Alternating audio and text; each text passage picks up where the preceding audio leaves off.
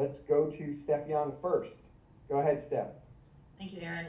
Emily, I wanted to ask about the last game tactically. It seemed like as you were being asked to step higher, at times it did require Andy Sullivan to try to fill in a little bit of space behind you, which in turn opened up the midfield.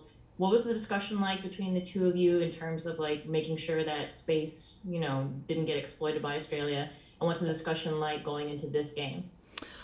Yeah, I think a big point was can we limit Sam Kerr's spacing? So it did look like there was a little bit of a disconnect, but understanding at halftime how to build a relationship because things are a little bit different. Obviously, we play at club together, but what's being asked here maybe a little different starting position.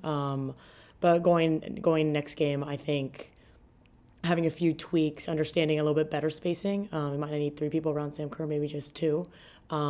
And then kind of going from there and sticking to the game plan. Thank you. Thanks, Steph. We're going to go to Grant Wall now. Go ahead, Grant. Hey, Emily. I spent some time recently with Katerina Macario over in Lyon, and just wanted to get your thoughts on her as a player, what you've learned about her. And Blackco had said that he was going to start her in the number 9 spot the other night if she had been healthy, and where you think her best position might be on the field. In terms of best position, I probably can't really comment on that, but I can comment on Kat as a player. I think she loves to be in the pocket. I think she likes the ball at her feet. Very comfortable. I think, obviously, I've seen her in college, and then I think in their most recent game, she scored a PK in the PSG game.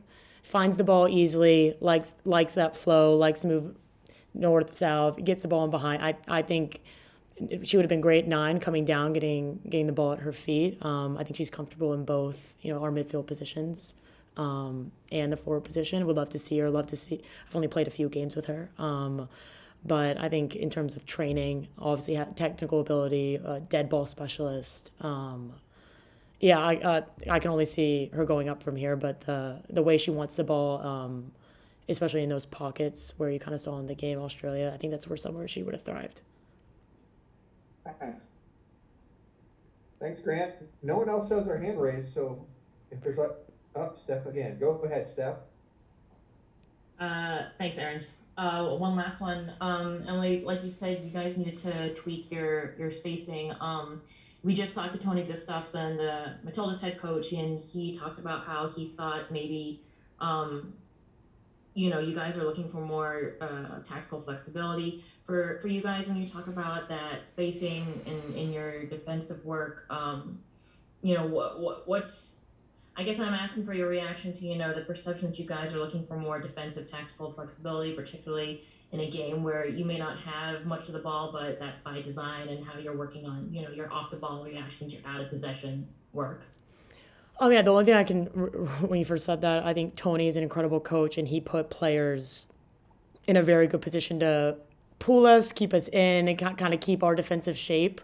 And how they wanted to play, I thought their game plan was actually worked quite well in terms of what spaces their players needed to get into.